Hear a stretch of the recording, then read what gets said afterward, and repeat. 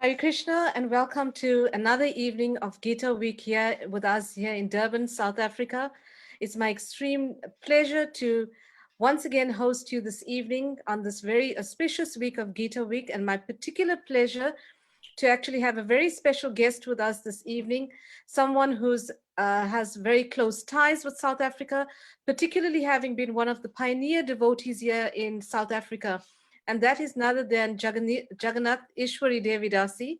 And it's becoming a bit of a tongue twister for me, especially because I'm so accustomed to have affectionately called her all this while as Mother Jagannath. For those of us who know her from the from the late 1970s, one would recognize her as we had called her affectionately and fondly as Mother Jagannath, and that is Jagannathesvari Devi Dasi. She was born and raised in England. She joined ISKCON in 1975 in Vrindavan, India, and was subsequently initiated by Srila Prabhupada. From 1975 to 1978, she served in India as well as in the United Kingdom. In 1978, she was transferred from ISKCON UK to come to South Africa, where she served at the Cato Ridge Farm. And that was the very first ISKCON center well, not necessarily the first ISKCON center, but one of the more established centers, rather, I would say, in South Africa, particularly here in KwaZulu-Natal, then known as Natal. And she served there, as well as the Durban Radharanath Temple, as well as Johannesburg. She was here for the opening of the Sri Sri Radharanath Temple in 1985, and she subsequently became the very first communications and public relations officer for our temple here in Durban. She was also involved in establishing the first Food for Life in Natal, as it was known then. And of course, she was very much actively involved in the very first Rath Yatra that took place in South Africa as well. In 1989, much to our loss and regret, she moved back to the UK, where she continues to currently live there at the moment with her sons, with her two sons and her husband. In 2011, she published a book. It's called The Four Goals of Family Life, and it's about Grihastha Ashram based on the teachings of Srimad Bhagavatam. She's currently working on another book about relationships and spirituality. She's also the project coordinator of KrishnaMarriages.com. So at this point, I would like to extend a very warm welcome to Mother Jagannath back onto South African soil, virtually though, and to join us here during this Gita week and to speak to us from Bhagavad Gita itself. Thank you very much for accepting our invitation, and welcome to our Gita week program. Hare Krishna. Thank you very much for inviting me. It gives me great honor and pleasure. Thank you for your warm welcome.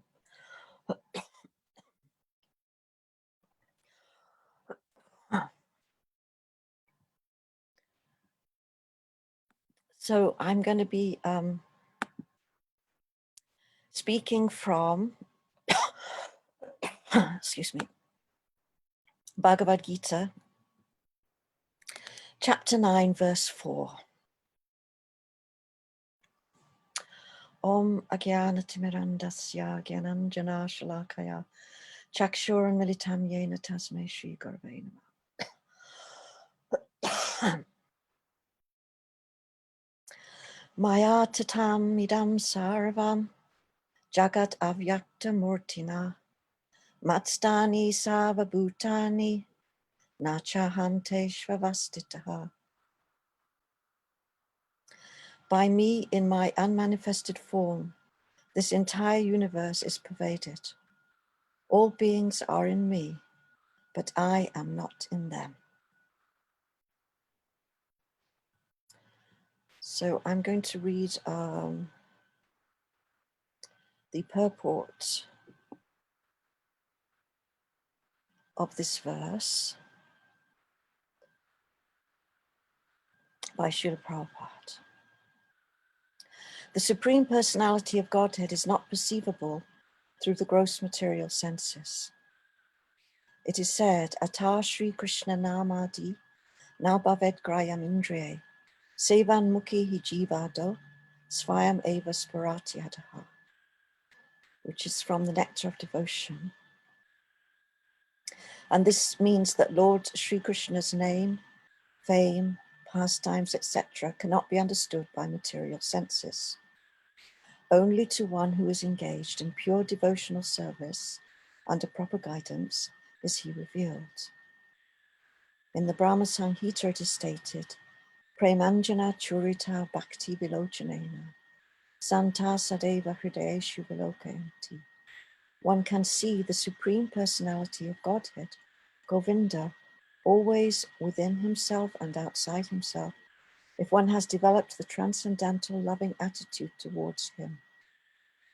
Thus, for people in general, he is not visible. Here it is said that although he is all-pervading, everywhere present, he is not conceivable by the material senses. This is indicated here by the word avyakta murti. But actually, although we cannot see him, everything is resting in him.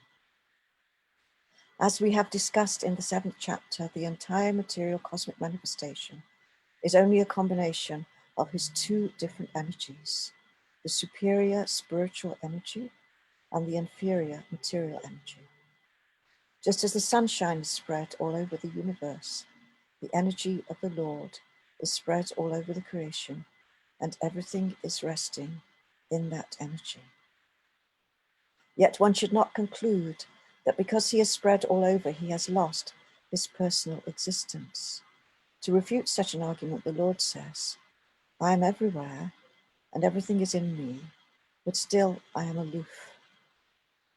For example, a king heads a government, which is but the manifestation of the king's energy. The different governmental departments are nothing but the energies of the king, and each department is resting on the king's power. But still one cannot expect the king to be present in every department personally. That is a crude example. Similarly, all the manifestations that we see and everything that exists, both in this material world and in the spiritual world, are resting on the energy of the Supreme Personality of Godhead. The creation takes place by the diffusion of his different energies. And, as stated in the Bhagavad Gita, Vistabhyaham idam kritsnam, he is everywhere present by his personal representation, the diffusion of his different energies. And that's the end of the purport. I'm sorry to just interrupt at this point. If you could perhaps just tilt your camera a bit because your image is. Oh, yeah. Yes. Sure. Thanks. And at this point, also, I'd just like to remind viewers, as is customary on every night of Gita Week, to listen intently because we would be posing a question at the end of the class for a competition in terms of standing the chance of winning a copy of the Bhagavad Gita. And also, if there's any questions that they'd like to have posed to yourself as the speaker, to pop it into the chat box, and we will pose that to you later in the program. So I'll hand back to you at this moment. Thank you. Sure. So this is a very interesting verse. I'll read the translation again. By me, in my unmanifested form, this entire universe is pervaded. All beings are in me, but I am not in them. It's quite interesting verse because it's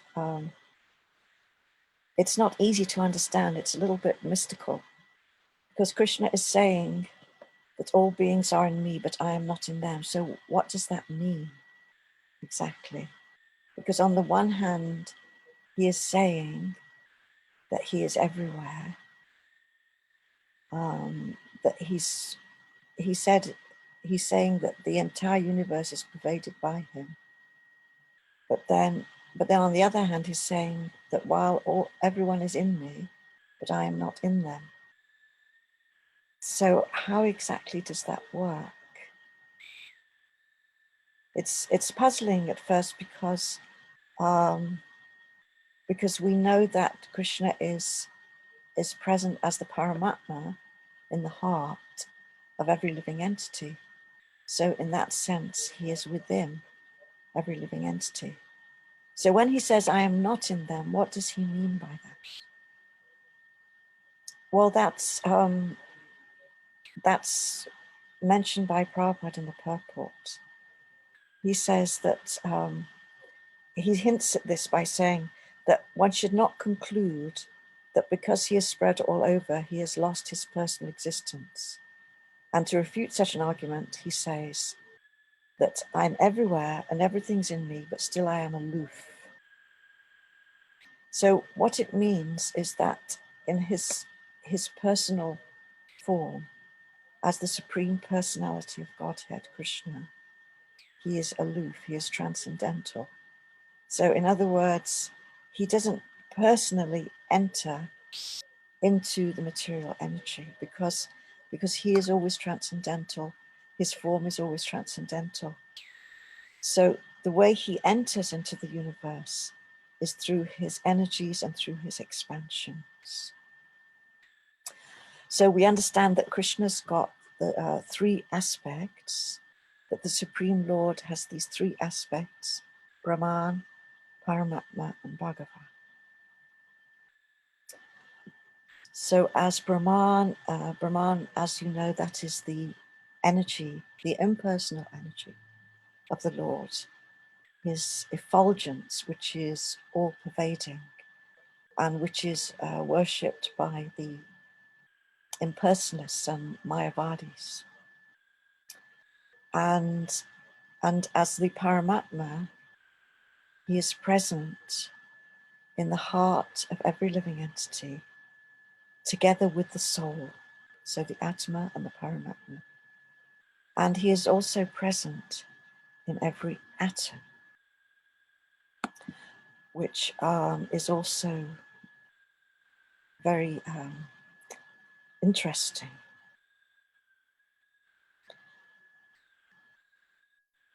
So as the Paramatma in the heart, we see, by seeing Krishna in the heart of every living entity, that's how we develop the equal vision, which is mentioned in Bhagavad Gita verse, chapter 5, verse 18, the Pandita Samadashina verse,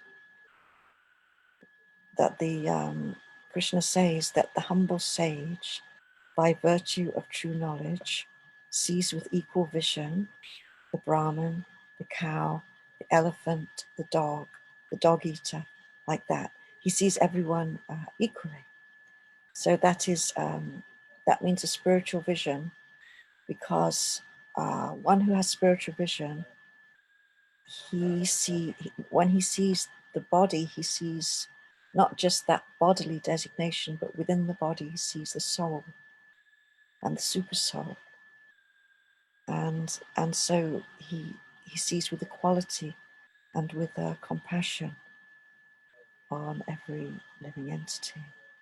And it is the vision of the pure devotee. But not only, the Paramatma is not only in the heart of every living entity, but he's also in every atom.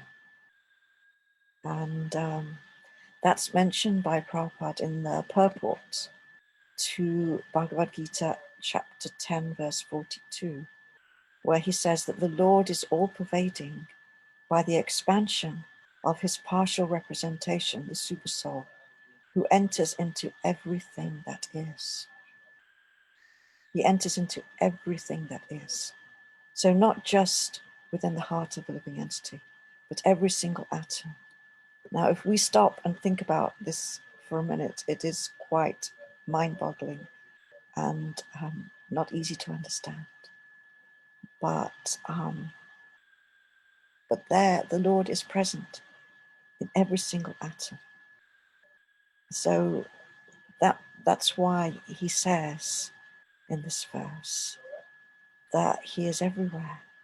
That is the form in which he is everywhere. Not just as this Brahma Jyoti energy effulgence, but in this a personal form, because a Paramatma is a personal form, it's a Vishnu form. In that personal Vishnu form, he's in every single atom. So that is a wonderful thing to meditate on. And so Brahman, Paramatma, and Bhagavan. And Krishna as Bhagavan, that's the personal form of Krishna, as he is worshipped by the devotees. So Paramatma is worshipped by the yogis, just as Brahman is worshipped by Mayavadis. Paramatma is worshipped by the yogis, and Bhagavan Sri Krishna is worshipped by the devotees, by the bhaktas. But devotees, they are aware of all of these aspects of the Lord. So while the impersonalists, they only acknowledge the impersonal form of the Lord, and the yogis, they only acknowledge the supersoul. But the devotees actually see the whole picture because they are fully aware of all of these three aspects of the Lord. But they worship him in his personal form, and this is stated in the Brahma Samhita, Ishvara Parama Krishna, Sachitananda Vigraha, Anadir Adir Govinda, Sarvakarna Karna. So Krishna is the Parama Ishvara, the supreme controller. His form is completely transcendental. Sachitananda Vigraha, made of eternity, knowledge, and bliss. As Govinda, he is an Adir Adir, the beginning of all beginnings. And he is Sarvakarna Karna, the cause of all causes. So everything is coming from Krishna. He is the cause of everything that is. We are all coming from him. And yet at the same time, he remains aloof. As Krishna, he doesn't actually get involved. Everything is done by his agents, by his expansions, by his energies, and he carries on enjoying his pastimes with his devotees in Goloka Vrindavan. So this is very, very amazing. He says in chapter 7, verse 7, that there is nothing superior to me. Everything rests upon me as pearls are strung on a thread. As Lord Vishnu, he is the maintainer. And in Vrindavan, as I was just saying, that Krishna, he remains aloof, enjoying his pastimes. And in Vrindavan, his devotees, they have there's no acknowledgement of his godhood. They never see him as God, and he doesn't present himself as God. Because of course he wants to enjoy the different rasas and loving exchanges with his intimate devotees, free from awe and reverence. Krishna doesn't really enjoy so much being treated with awe and reverence as he enjoys the intimate exchanges with his pure loving devotees. But there's one interesting pastime in Vrindavan, which is relevant to this topic.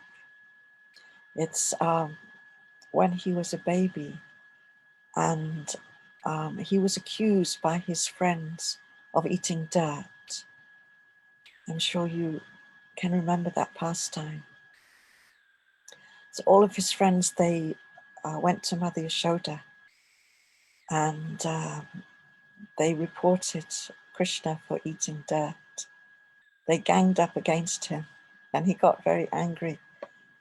And he denied it. When she asked him, and he denied it, he said that all my friends, they're just ganging up against me. They're just lying because they want to get me into trouble. We shouldn't believe that. So Mother Yashoda thought, well, the only way that she could find out if it was true, she told Krishna to open his mouth. She commanded him to open his mouth so that she could see if it was true or not that he'd been eating dirt. So Krishna opened his mouth, and within his mouth, he revealed the whole entire cosmic manifestation. And Mother Yashoda actually saw this. And she was completely bewildered because she never thought of Krishna as being God. She only saw Krishna as her little baby, that she should protect him and care for him and mother him. So when she saw this manifestation of the entire creation in the mouth of baby Krishna, she became very, very bewildered and confused. But then Krishna very quickly he covered her over again with the Yoga Maya, so that and made her forget it. He hid it from her and he made her forget it, so that again she was just engaging in this pastime with him. So it's very interesting that why would Krishna do that? Because normally in Vrindavan, he doesn't give any manifestation or any hint even of his position as God, as the creator of the entire cosmic manifestation. So you could say on one hand it was he was playing a trick, just as a mischievous little boy. Little boys, they sometimes like to tease their mothers or play tricks. So he was teasing his mother, he was playing a trick. And she had no idea what was going on. But then, of course, she forgot about it again very quickly. But another reason why he was doing that was also to remind us as the readers of the Srimad Bhagavatam, 10th canto, that he's not an ordinary baby, and he wouldn't be eating ordinary dirt. Even if he was eating dirt, that was the dirt of Vrindavan, and there was a reason for that. There's another pastime behind that as well. But it was really to remind us all, sometimes a momentary reminder, so that we remember that we're reading about Krishna, so that we don't think of him as an ordinary baby. And you can see that in the Krishna book. Prabhupada does that a lot when he's retelling the pastimes of the 10th canto. He often makes a philosophical points to make it clear to the reader that Krishna is not an ordinary person, and that Radha and Krishna, they're not an ordinary boyfriend and girlfriend like in this material world, that all their pastimes are pure, are transcendental, because their position is pure and transcendental, that they are not of this world. They do not belong in this material world.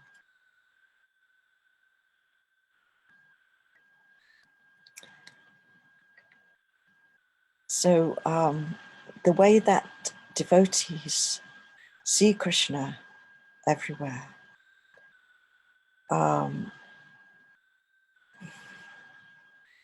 what I mean to say is that on one hand, we are learning from the Bhagavad Gita, from this verse, and from other verses in the Gita and the Bhagavatam, how, what is Krishna's position.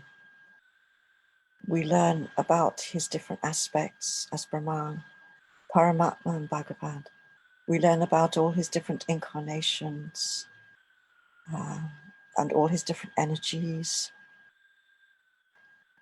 And the 10th canto actually comes later, once the first 9 cantos have been studied, and we have learnt the position of God and our position and our relationship with Him, the difference between the spiritual and the material energies. Only then are we introduced to the pastimes of Krishna, so that we don't misunderstand them. And for devotees who understand all these different aspects of the Lord, once they become more advanced in Krishna consciousness, they see Him as Krishna only, even when they are, even though they are aware of His presence everywhere. For devotee, that is not just Paramatma, but is also Krishna Himself. They connect everything with Krishna Himself. They see Krishna behind Paramatma. They see Krishna behind Brahman. They see Krishna behind the material energy. They see everything through the eyes of love. And just like that verse that Prabhupada quoted in the purport from the Brahma Samhita, Premanjana Churita Bhakti Vilochanena Santa Sadeva Hridayoshu Vilokayanti.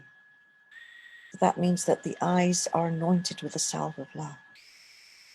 For the devotee whose eyes are anointed with the salve of love, he can see Krishna, Govinda, always within and without. If one has developed the transcendental loving attitude towards Him.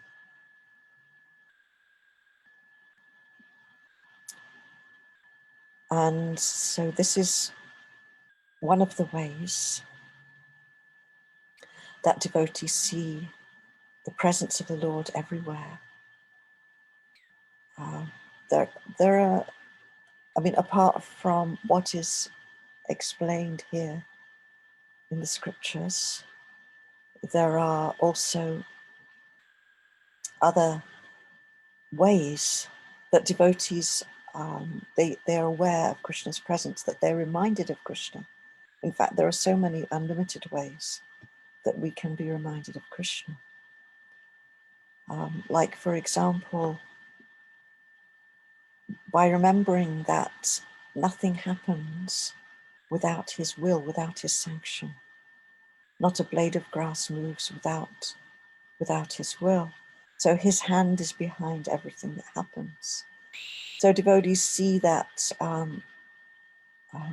within their lives, whatever happens is Krishna's hand is behind it. Because life is full of ups and downs and full of happiness and distress and full of challenges. And sometimes we're faced with difficult situations and then we're wondering, well, why is this happening? Why is this happening to me? This was not meant to happen to me. This was not in my plan. And I don't understand why it's happening. But then by remembering that Krishna's hand is behind everything, then we remember that everything happens for a reason, that nothing is random. And then we try to think, what is Krishna teaching me here? That every situation is to learn from. So even in adversity, like for example in disease, now the whole world has been devastated by this global pandemic. And but even in this, devotees see Krishna. Even in disease, devotees see Krishna as a purifying agent.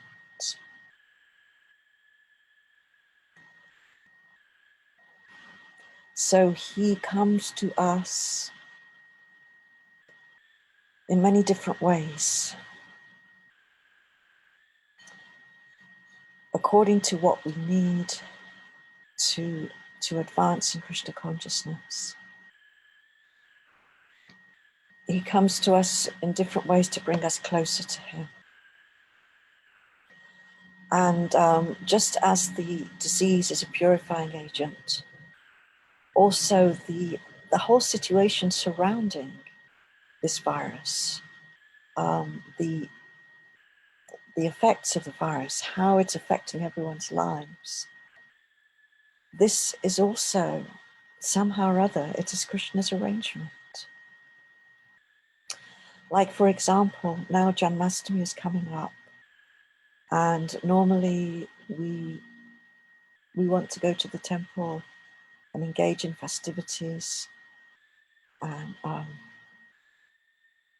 to have kirtan together with devotees, to associate closely with devotees.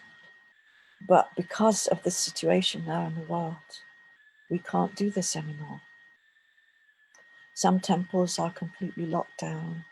Other temples, they may allow some activity, but it's very much controlled. There has to be social distancing, and it's not like before.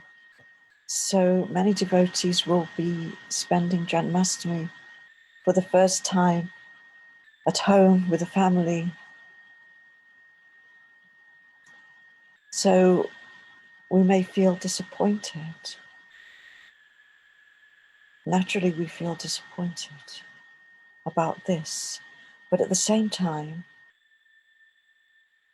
we need to see the good side of it, what it is that we can gain from it in Krishna consciousness. So this slowing down of activities, slowing down of temple programs, of association with devotees, of moving around, this lockdown, staying at home, it's also for a reason, and different reasons for everyone. But one reason you could say is to make us more introspective. And this could apply to anyone, but especially to us as devotees, to make us more introspective, to help us to go deeper into our spiritual practices, to help us to work on our relationships with those who are close to us, that we may often we may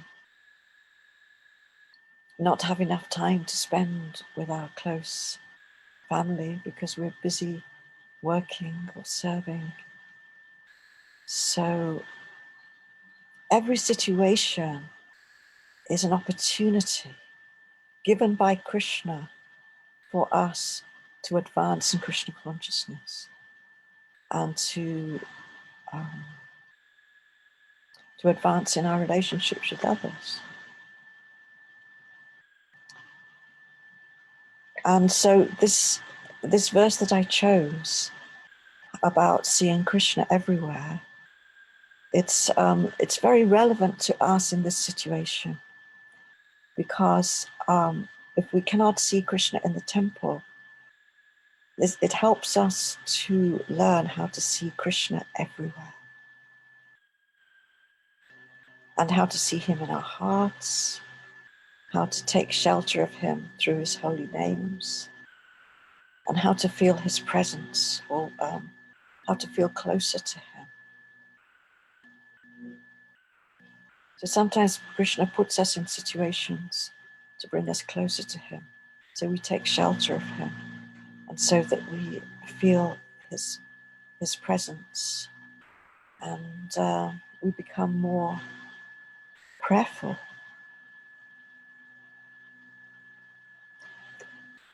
And the people that we are together with, it's also important to understand that Krishna puts souls together, that it's not by chance that we are together in the same family with certain people,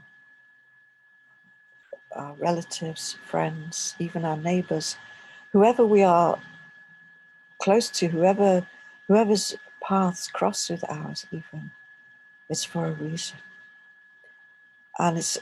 And every interaction is an opportunity for us to share something with others, for us to share some Krishna consciousness with others. And these relationships are actually, you could say, like a practice, a testing ground, because for us to learn how to love Krishna, which is the goal of life, prema bhakti, to learn pure love for Krishna, we have to first learn to love those who he puts together with us, and see them as brought to us by Krishna, brought together with us by Krishna, so that we can mutually learn from each other. And we can learn how to go deeper in our relationships, how to learn to avoid making offenses, because, as you know, it's really important in spiritual life to avoid offenses. And Vaishnava aparad is one of the greatest offenses against the holy names. So we cannot advance in Krishna consciousness unless we really are very careful and attentive to our relationships, to always being respectful to others, being kind, being considerate, and developing a service attitude. So, like this, there's so much we can learn through focusing on our relationships and connecting those with Krishna.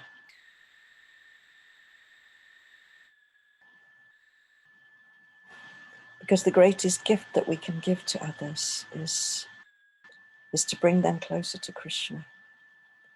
And the more we advance in Krishna consciousness ourselves, the more we can help others. We make that connection. The more we become connected with Krishna ourselves, the more we can help others to become connected with Krishna. And this is the maturity of Krishna consciousness, is when we start to really feel the presence of Krishna all around us. When it is not just theoretical, but it is real. When we feel his shelter and we feel his love. And this is not just imagination, because we're all part and parcel of him. So Krishna is the source of love and the object of love. So until we reach that point of full Krishna consciousness, we need to practice by making a conscious effort to remind ourselves that Krishna is everywhere. And that's why this verse is very helpful. And of course, it takes time. It's not always easy. And Maya is very powerful. So therefore, we have to keep going with the processes of Bhakti Yoga, hearing and chanting. And as an example of seeing Krishna everywhere as a devotee, with the eyes anointed with the salve of love, the topmost example is Radharani and the gopis, who are always remembering Krishna and feeling separation. But of course, that is a very high, and we can only aspire to follow in their footsteps from far away.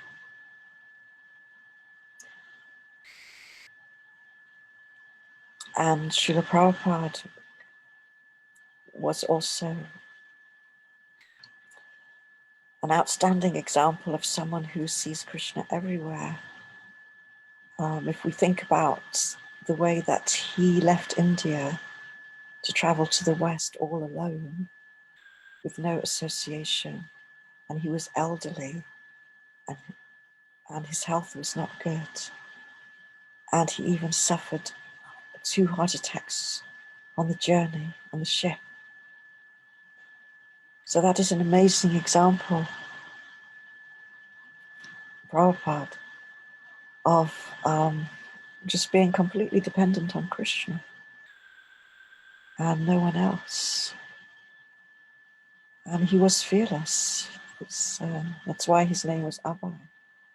He was completely fearless because he always felt the presence of Krishna, the shelter and protection of Krishna, and he always felt the presence of his Guru Maharaj. So in this way, he could travel all over the world, and he became empowered to bring Krishna consciousness to the whole world.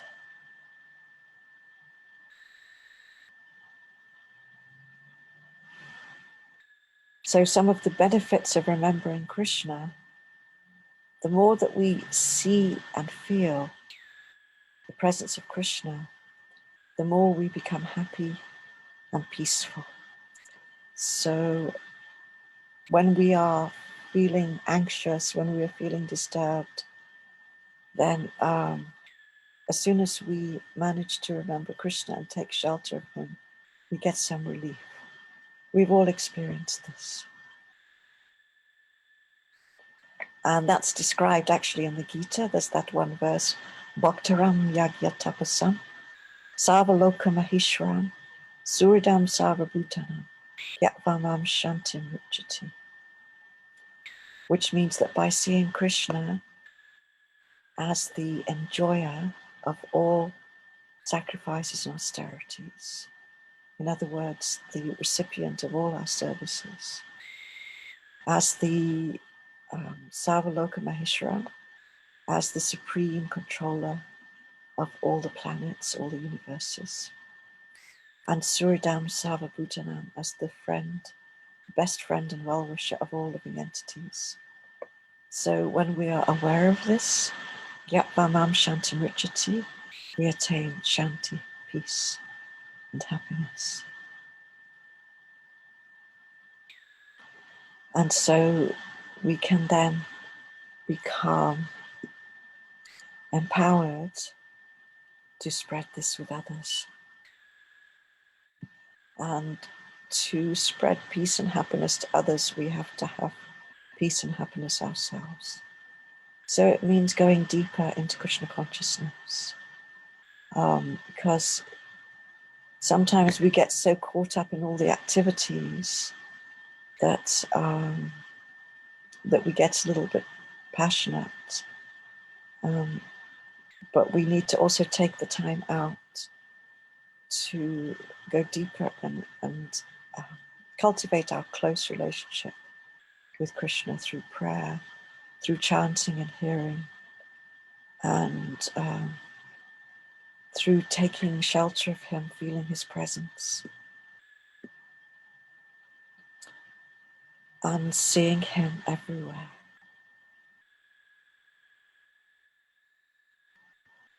So this is a wonderful lesson to learn from this pandemic, is to learn to see Krishna everywhere.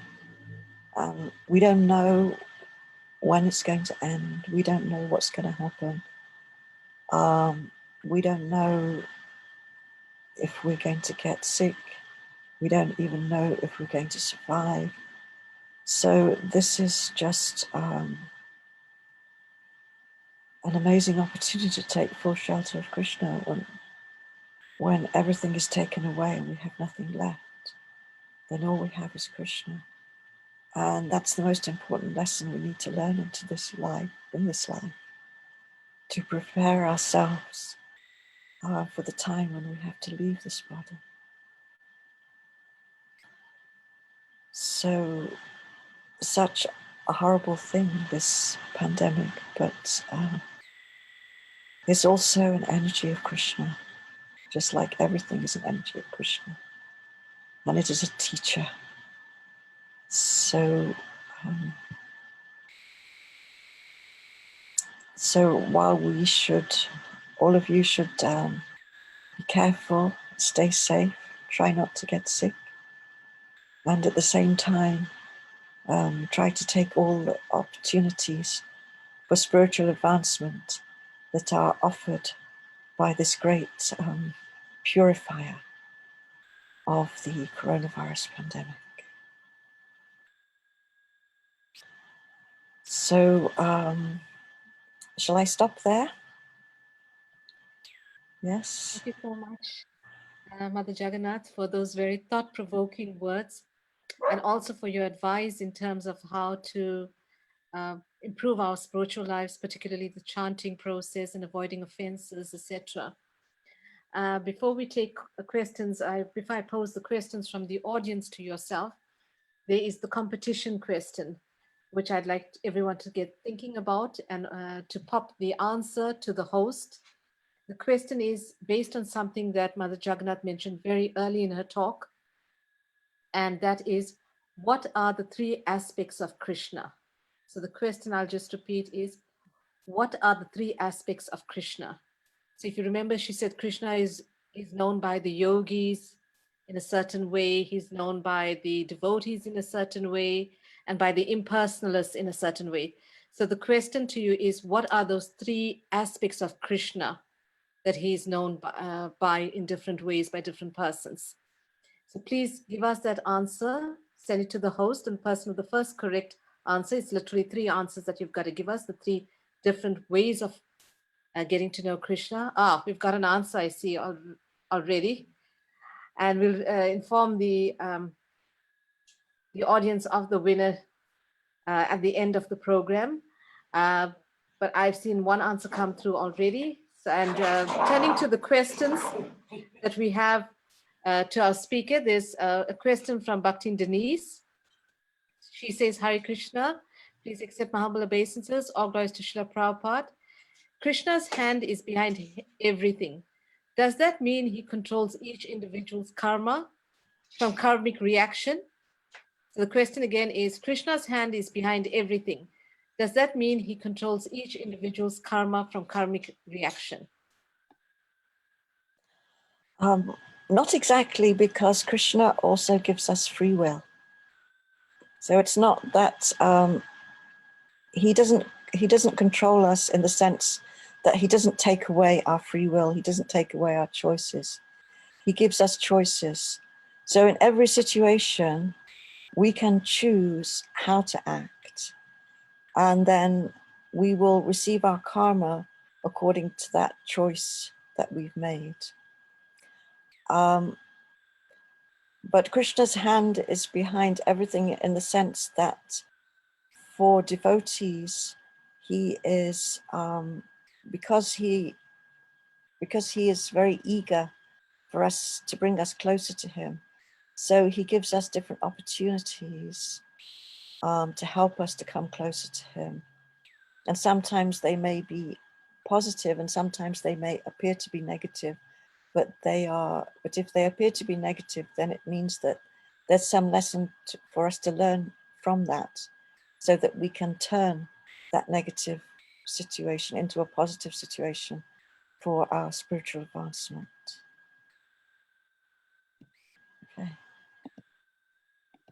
Okay, we have another question. And this question is from Jane Pather. She says, is it more important to see his form? I'm sure she's referring to Krishna's. Is it more important to see Krishna in his form or see him in everything? which is more important? Well, for devotees to see the form is more important in the sense that his personal form is, we can have a personal relationship with that form, just like he appears in the deity form so that we can offer service to him and we can worship him and serve him. And in that way, we can develop our relationship with him. So that personal form is more attractive for devotees.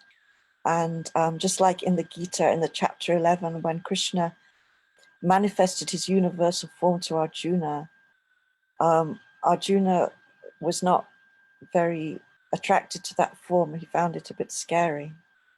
And he asked Krishna, please show me your two-armed form. He wanted to see Krishna, his friend, in the two-armed form, that he had his relationship with that form. So that's just one example of that.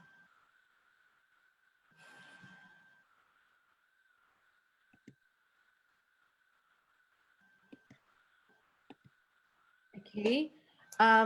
We have a winner for the competition. There were actually a few devotees who sent in the correct answer, but the first person through with the correct answer was Bhavyata Nathu. So that's Bhavyata Nathu is the winner of today's competition. I would like to request Bhavyata to please send her details, that's her email address and telephone contact number, to the host only.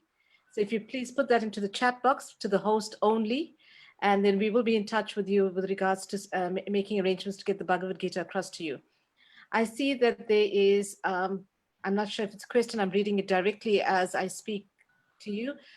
Just want to know, in this time of the COVID pandemic, how can we take shelter of Krishna by surrender and cultivate such fearlessness as Srila Prabhupada had? Can you repeat the question?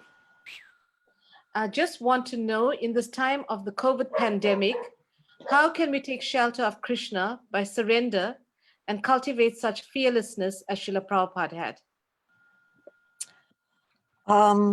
Well, to get to that point, the fearlessness that Prabhupada had, of course, that's a high aspiration. And we may not achieve that in this lifetime, but it's good to aspire for that. And it's good to try to take more and more shelter of Krishna and surrender more and more to him. So, you know, there are many processes, like the processes that we follow, that we've been given, are all to help us to do that. And, you know, the processes of sadhana bhakti. And also at the same time, we need to cultivate our awareness of ourselves as our spiritual awareness, that we are, that we have a direct relationship with Krishna. And by remembering that, you know, all these bodily relationships and all these are temporary, that the body is temporary, that all our material surroundings are temporary. So this actually helps us to come out of illusion and to realize that, you know, when push comes to shove, that is just us and Krishna. And, you know, we're going to have to leave all this behind. So if we want to have a good prospect in the next birth, then we need to just fully take shelter of Krishna, and just while we are engaging in all these relationships with others, which are important, as I was saying before, but at the same time, we have to remember that, you know, try to not become too attached on a material level, but try to develop more spiritual relationships, more God-conscious relationships. So by seeing Krishna everywhere, by seeing Krishna in everyone, and by remembering what is our goal and what we are striving for. Thank you for that. I think we have a few moments left to spare, and I'd like to seize this opportunity, especially for everyone who's with us currently. And like I've mentioned right at the outset of the talk, when I introduced your biography, in terms of your details, what I found was quite interesting was that you had joined ISKCON in 1975 in Vrindavan. I just wanted to ask, how did it come for you being in Vrindavan? And was that your first exposure to ISKCON and Krishna consciousness, or was it prior to that? And how did it come to be that you were in Vrindavan in 1975? Okay, well, it's a bit of a long story, but I'll try to cut the long story short so it doesn't go on too long. Basically, my first contacts, it's really hard to say because going back, back into the 60s, into the early 70s, devotees were out doing Harinam. Then there was the Hare Krishna mantra record that came on the top of the pops. So Krishna consciousness was already kind of infiltrating, and I was starting to become aware of it, although I didn't know anything about it. And then in 73, I got a record in the street from a devotee, and it had bhajans on it and the Maha Mantra, and I started listening to the Maha Mantra. And then the following year, I got a book, a Krishna book from a devotee in the street, and I started reading that. And then I had a friend who used to go to the temple, who used to tell me about it, and I became more and more interested. And when I finished my studies, when I finished university, then I just wanted to pursue spiritual life, really. At that point, I didn't really have any particular career ambitions at that point, and I was more interested to pursue some kind of spiritual life. And so I decided to go to India and find a spiritual master. And because, I mean, I'd studied the Krishna book, but also other books, other spiritual books by different gurus and, you know, all kinds of things. And then, so my first visit to a temple was Bhaktivedanta Manor. Actually, I met some devotees at a music festival, and they took me to the manor, and I spent the night there, and I attended Mangalati, and that was a very special experience. Then I went to the London temple for the morning program, the class, and then I was actually on my way. I didn't stay. I was actually on my way to India, but through Europe. I went overland to India, and when I was living in France, I started chanting. That's when I started chanting. I was fasting and chanting and reading Bhagavad Gita. And then it was actually in Rome, in Italy, is where I met a very nice devotee who was very kind to me, and that's when I eventually was convinced that I was gonna join ISKCON. But I decided to continue my trip to India anyway because it was all planned, which I did. And I was thinking that when I go to India, I'd like to go and visit all the holy places all over India, and then I'll go and join the ISKCON temple. But somehow or other, by Krishna's arrangement, when I got to Delhi, I went to the temple there, and the devotees told me that Prabhupada was in Vrindavan, and they were all going to Vrindavan to see Prabhupada. So I just hopped on with them, and I got to Vrindavan, and I was so captivated by Vrindavan that I just couldn't leave anymore. And that's how I joined. That's how I met Prabhupada.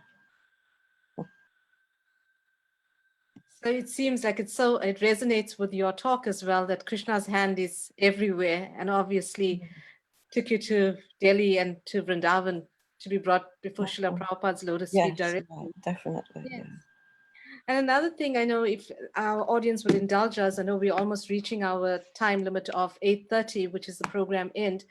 But given your relationship with ISKCON here, particularly in the early days of the pioneering days of ISKCON within South Africa, and particularly here in Durban, And I have fond memories of being a little girl and remembering and always being so amazed by Mother Jagannath and the various services that you were involved in.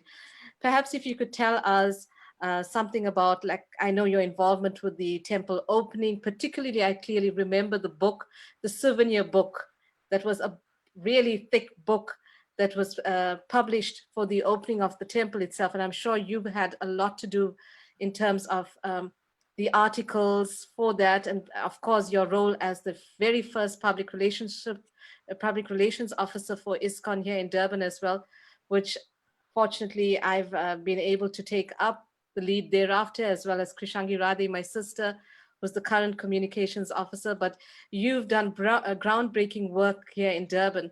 So if you'd perhaps share with us some of your memories, particularly the temple opening and the very first Rath Yatra. Yeah, well, it's a lot to share and there's not much time, but we can just touch on briefly that book. Actually, I was working on it full time with going to the printers every day and working on them with the layout, putting all the articles together. Some of the articles I wrote myself, other ones I extracted from here and there, and working on the layout, getting the pictures, the printing. So that was like, yeah, it was a big job to get it all finished in time. And then the opening day, of course, it was a very amazing event, and was attended by some great personalities, and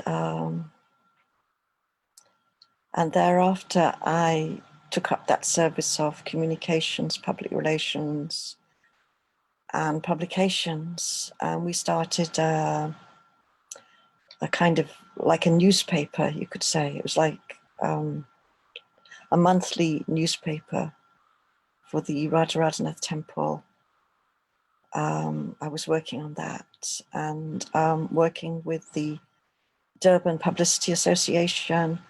We used to get all the tour guides, they would come, and I would take them around on a tour and teach them how to do the tours, so that when the tourists came, and they could bring them and take them on the tours. And we had a lot of schools programs as well, schools coming. We published a leaflet. And then there was the first Rath Yatra, which I was involved in getting the permissions from the city planning departments, the mayor, the city engineering, the police, and we had to work with all these civic authorities to get the permissions to hold the first Rath Yatra on Durban Beach. And that was headed up by Jagannathesvari, and so I was assisting in that way, and which was a really wonderful thing. Yeah, and we also started the Food for Life program, the first one in Durban, and we were going around to different African townships with prasadam and kirtan, and it was a beautiful program. Yeah. And it's been, well, I left South Africa when I was, well, it's been 31 years actually since I left South Africa. And this is the first time that I've been back. Well, I've never been back physically, but it's really amazing to be back virtually with you all. And I'm sure a lot of the audience wouldn't remember me, but all the old timers will remember me, and yeah, it would be nice to hook up with you all again. Hare Krishna. Thank you very much for that. Of course, it's wonderful having you here again virtually. And I'm so fortunate that I managed to reconnect with you some years ago when I was visiting the manor. And now everyone here in South Africa and worldwide as well has had the opportunity to hear from you. And particularly, I'm sure they're grateful to hear some of your remembrances of your times here in South Africa as well. just some of the comments that have come through this evening on this chat box as well in terms of the class. Bhavyata Nathu has said, thank you for the lovely class. Really enjoyed it. Hare Krishna. Uh, Praveen Ram has said, a deep and engaging class. Really loved the way you expanded the various strands of the Gita and Lord Krishna in his illuminating lecture. In this illuminating lecture, Hare Krishna, Yugen Chetty, Hare Krishna, and thank you, Mataji. Shavan Naidu said, Hare Krishna Mataji, thank you so much for the profound and beautiful explanations on the ultimate control of Bhagavan Sri Krishna in everything. So on this Women's Day here in South Africa, we have been most grateful to have one of the very early female disciples of Srila Prabhupada, one of the pioneering devotees within South Africa, to have joined us on this very, very special day here in South Africa, Gita Week, as well as Women's Day. We'd like to take this opportunity to thank Mother Jagannath once again for spending some time with us here. We hope to have you here physically present in the future in South Africa, but thank you for joining us virtually. I'd also like to take this opportunity to thank all our viewers for joining us tonight, and for those of you who've been here with us for most of the other nights. There's just a few more nights to go. To tomorrow evening, we have Sesha Prabhu, who is one of the GBC members, who's joining us all the way from Florida. So we'd like to invite you to come back here again tomorrow evening at 7:30 p.m. for another Gita Week class tomorrow evening. And on this note, I wish you well and thank you all again. Hare Krishna.